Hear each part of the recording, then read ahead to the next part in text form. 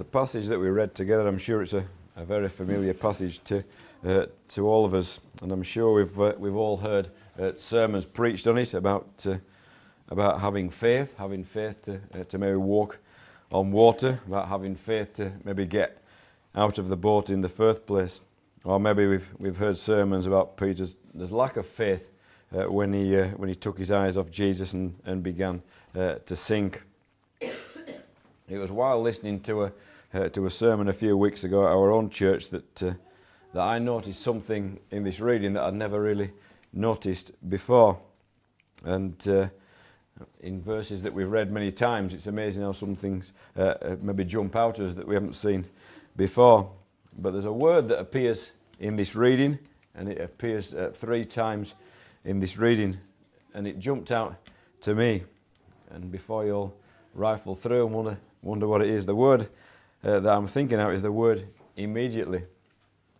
That is the word that jumped out to me. And I thought, well, that's okay, but what is there to say about the word immediately? We find it 3 times, I say. We have Jesus immediately making the disciples get into the boat in verse 22. Then we have Jesus immediately telling the disciples to take courage that is there with them, so they needn't be afraid in verse 27. And then we have Jesus immediately reaching out his hand and catching Peter when he begins to sink in verse 31. So we have these 3 instances of things happening immediately. So Jesus immediately made the disciples get into the boat. And I suppose we need to look and see, well, why did Jesus make his disciples immediately get into this boat? And we read, go ahead of him to the other side of the lake. You know, what had just happened to prompt Jesus to take this action?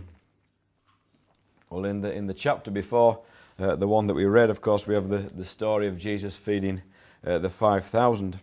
And if we were to read the same account in John's Gospel, we find it in chapter 6 of John's Gospel, and we read there that John says there, that after the people saw the miraculous sign that Jesus did when he fed the 5,000, they began to say to one another, surely this is the prophet who is to come into the world. You know, the people here were maybe recalling the words of Moses that we read in the book of Deuteronomy, where we read there that the Lord your God will raise up for you a prophet, one like me from amongst your own brothers, and you must listen to him. So the people here, they were beginning to realize who Jesus was, and yet they didn't really fully understand what he was there for, what God's plan for him, and know how he was going to be raised up among them. You know, the people could see Jesus for who he was, and they could see him for what they could physically get out of him.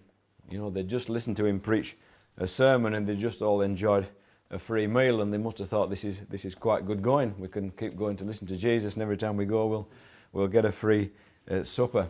But you know, they could see him partly for what he was, but they didn't grasp what he was really there for.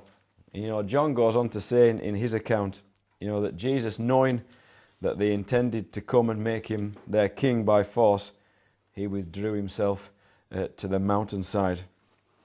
You know, when Jesus saw that the people were going to try and make him their king, you know, that is when he immediately sent his disciples away in the boat. You know, he didn't want his disciples to remain in that place and listen to the crowds talking about Jesus was going to be their king, because Jesus knew that the disciples too, you know, they also wanted Jesus to be their king. But, you know, he also knew that those disciples too didn't quite understand what sort of king he had come to be. You know, they didn't understand that Jesus' kingdom wouldn't be of this world, but Jesus' kingdom was a kingdom that was going to come in the future, a kingdom that would be eternal, and a kingdom that would indeed be everlasting. But of course, for this to happen, Jesus was going to have to suffer. He was going to have to die, and his disciples hadn't quite grasped the concept of that happening. You know, if Jesus had become a king on earth as the people had been wanting, you know, God's plan for him, for his plan for salvation for the people, you know, it would have failed. You know, Jesus was faithful into what God wanted him to do. You know, you remember when Jesus was tempted by Satan in the desert. You know, Satan promised Jesus to make him a ruler over all the nations that he could see if he would just bow down and worship him. You know, Satan was almost promising Jesus that he could become an earthly king if he just worshipped Satan. But of course, Jesus resisted the temptation. You know, he hadn't come to be an earthly king. You know, he'd come to be one who would suffer as a servant of God. So Jesus immediately removed the disciples from this place of temptation. You know, he knew what was best for them. And, you know, just as he knows what's best for us today also.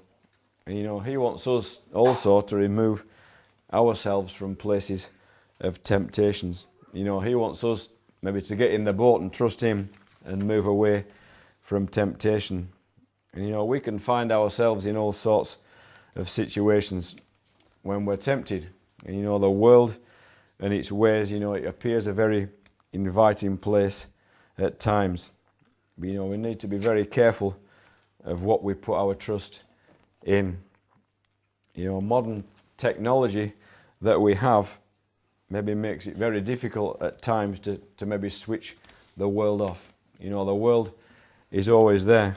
And maybe the busyness of our lifestyles, you know, it makes it difficult maybe sometimes to switch God on. Even though he doesn't need switching on, he's always there. But, you know, maybe at times we maybe fail to acknowledge him and switch him on. And, you know, the devil, he loves that. You know, he will place all sorts of things in our path to prevent us maybe from switching on to God. You know, you know, we read there, you know, Jesus, he cared about those disciples just like he cares for us today. You know, that's why he sent his disciples away. And then, of course, we read that he dismissed the crowd and then he went into the hills to pray. I'm sure as Jesus went away, you know, I'm sure he went away and he prayed for those disciples. He prayed that they might see him for really who he was. And I'm sure he still does the same for us today.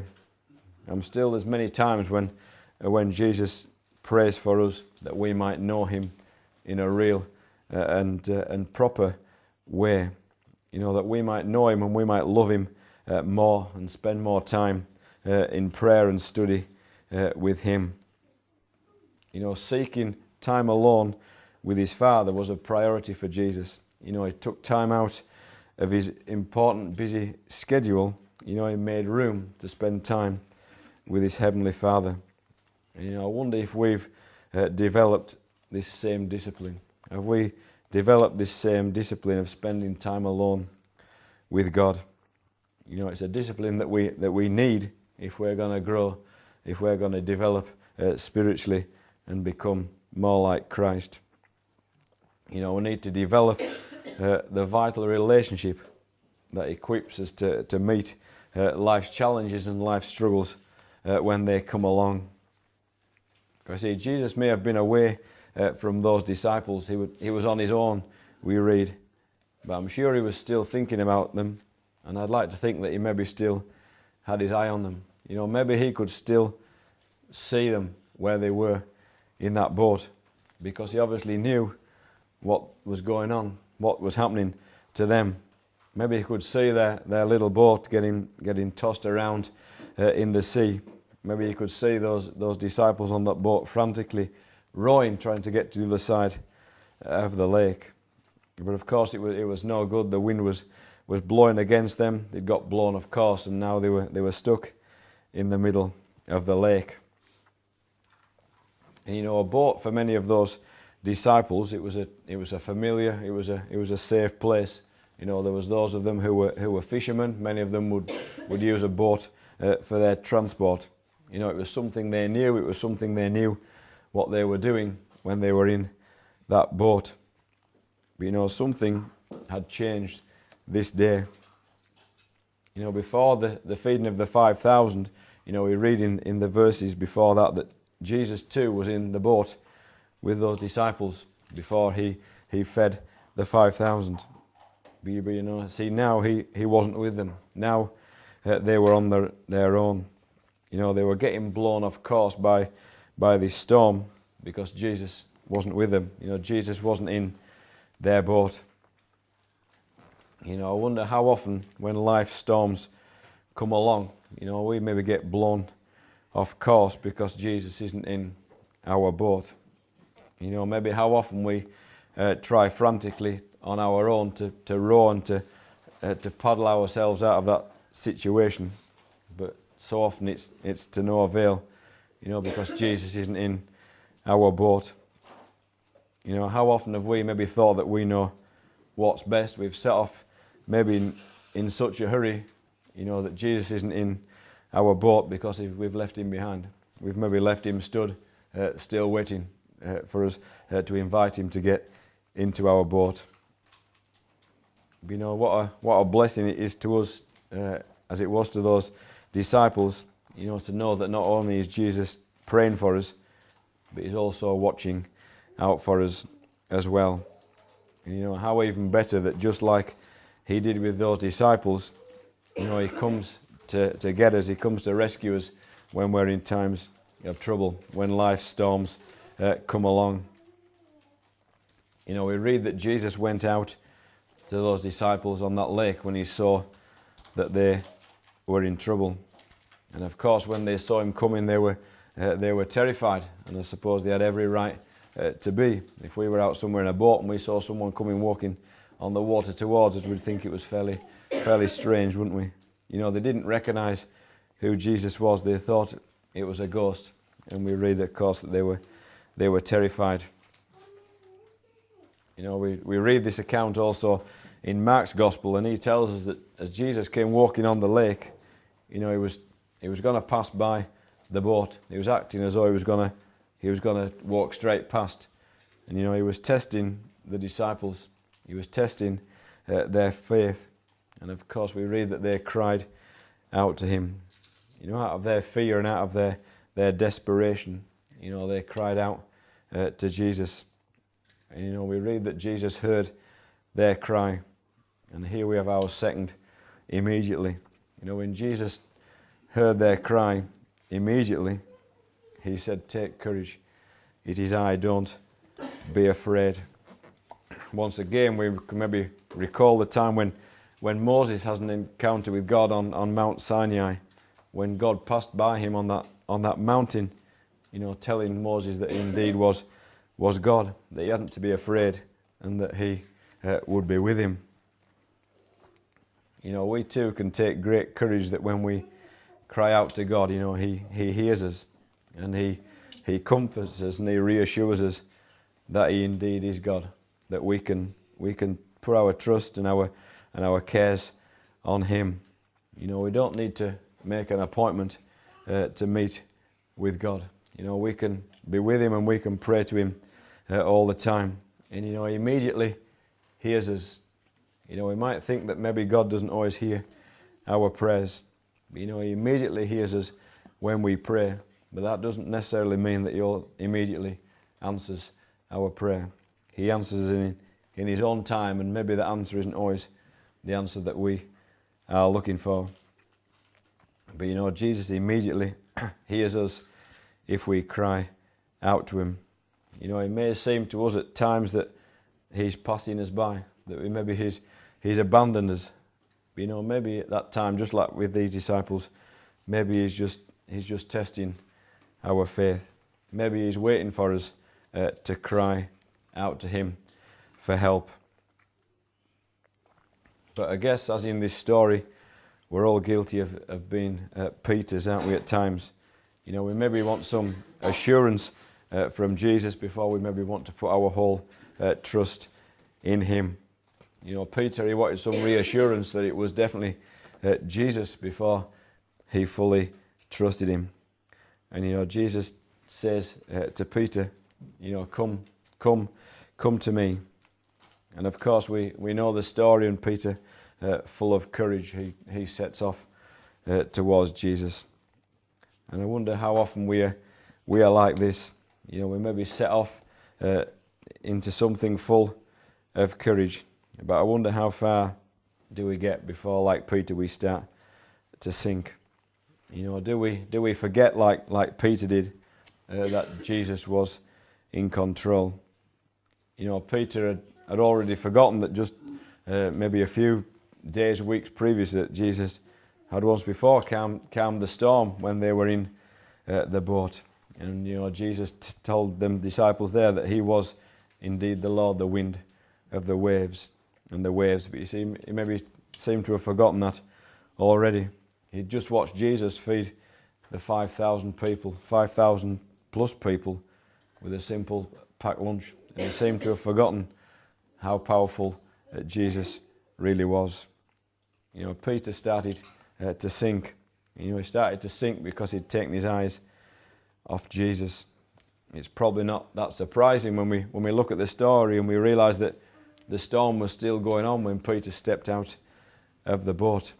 The storm was still raging around him, so it's probably not too much of a problem that Peter maybe took his eyes off what he was supposed to be looking at and started looking at the sea.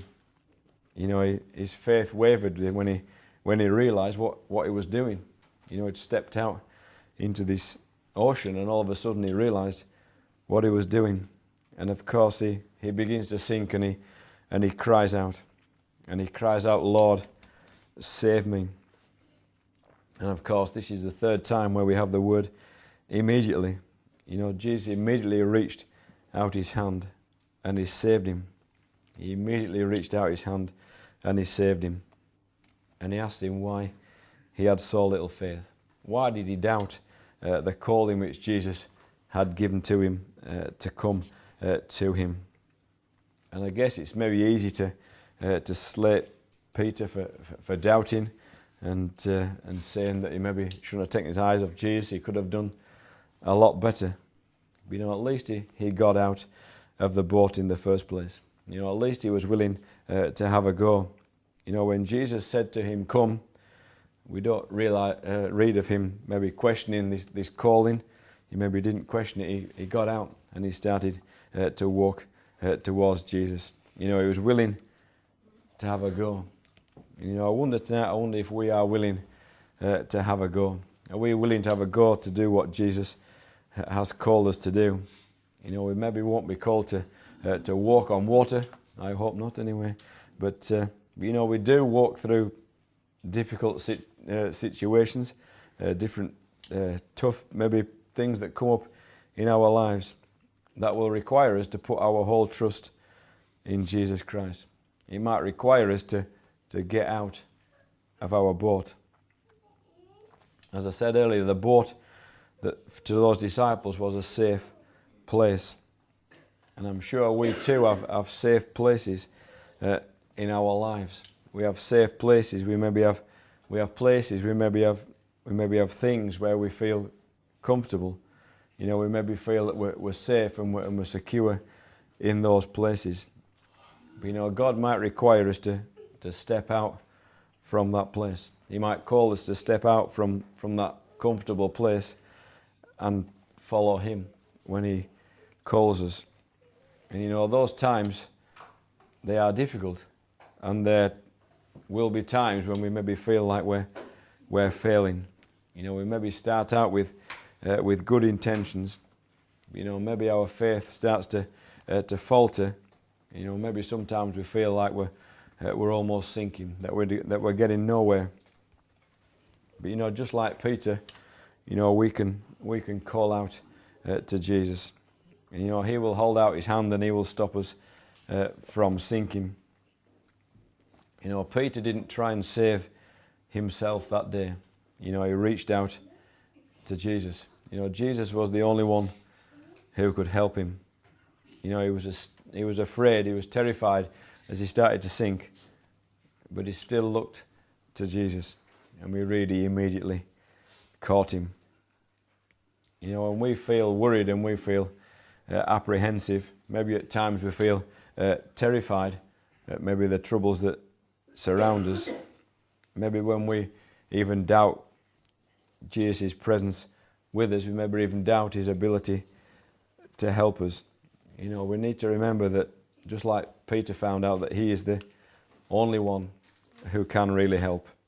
And you know, he really does help if we just cry out to him. You know, if we cry out to him, you know, just like those disciples in that boat. You know, when Jesus got into their boat, we read that the storm died down. You know, the trouble had passed. And you know, they said to one another, truly, you are the Son of God. You know, they realized who Jesus was. You know, we too need to realize who Jesus is, and we need to keep our eyes fixed on him. You know, we read, don't we, that he's the author and perfecter of our faith. You know, we need to keep our eyes fixed on him and remember what he did for us. Remember God's amazing grace as Jesus went to the cross to die for each one of us. You know, so as I thought about these three immediate reactions that we've looked at that Jesus did in this account, you know, it spoke to me of a sense of urgency which Jesus showed towards his friends. You know, these disciples were his friends. They were his close friends. They were the people that he spent time with. You know, he had a sense of urgency in his actions towards them. And, you know, that spoke and challenged me. You know, do I think the same? You know, do we all think the same? You know, do we have this sense of urgency? You know, Jesus was so concerned to get his that maybe tempting situation that could have maybe harmed them. You know, that he removed from it. Do we try and maybe stop ourselves, stop our friends, you know, from getting themselves into, or ourselves into situations that might compromise and threaten our relationship with Jesus? You know, maybe we found ourselves or do find ourselves in a situation like that, a situation that's stopping us from growing in our faith, or a situation that's even stopping us from entering into a personal relationship with Jesus. Secondly, Jesus immediately reassured them of his presence. He reassured them that it was really him, you know, that he was real. Again, do we tell our friends, do we tell members of our family, people whom we meet, maybe people who we work with, maybe those who don't yet recognize Jesus, who he is, you know, that he is real, that he is someone who can be real to them, you know, that we know that he is real because of our relationship we have with him. You know, do we tell them of one who can give them courage, one who can help them through life's troubles and through life's storms? And thirdly, Jesus immediately reached out and saved his friend Peter. You know, Jesus didn't let Peter go into the water and maybe nearly drown to teach him a lesson for having so little faith. You know, when Peter called, you know, Jesus saved. You know, when we called, Jesus saved us too. You know, he didn't let us go through any more trouble than we'd already been through. You know, when we called, Jesus saved. You know, if we're in that place tonight where we don't know Jesus as our own personal Saviour, you know, we need to call out to him, and just like he did with Peter, immediately he will save us. We read the account of the crucifixion and the thief on the cross who died next to Jesus. You know, we read that one of the thieves abused Jesus, wanted nothing to do with him. The other one cried out to Jesus, and Jesus said, "Today you will be with me in paradise." It was immediate, it happened immediately. So Jesus saved Peter. But just in closing, as I was looking at this account, there was one last thing that occurred to me about this day and these disciples in this boat. You see, the disciples set out in that boat. They set out to the other side of the lake. There's a bit of confusion as you read the different gospel accounts to where they were actually going. If you read the account in Mark's Gospel, it says they're going to Bethsaida, but it would maybe appear that that's where they already were. But John says in his account that they set off to Capernaum, which maybe fits better with the stories. That was sort of straight across from where they were. So they set off across the lake, but of course they didn't end up where they set off to. We read in the last few verses that we read together that they ended up in a place called Gennesaret, which is actually a few miles further down the coast.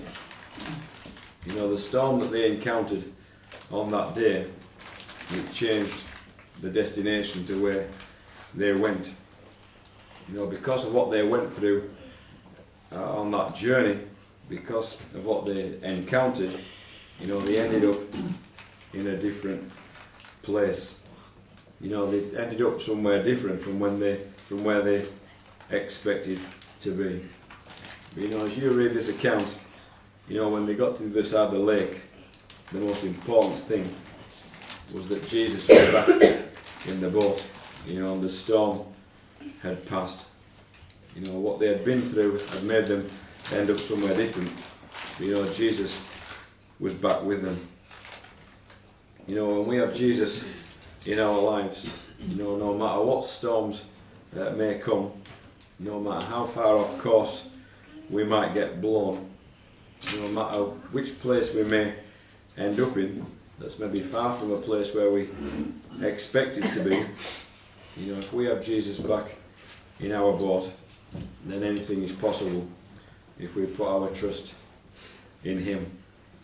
So tonight I hope you'll remember the three immediatelys and think of the sense of urgency that Jesus had for His friends in order for them to be safe and secure, and to remember that no matter what life storms may come along, if we have Jesus in our boat as we're going along in our journey, that with Him anything is possible.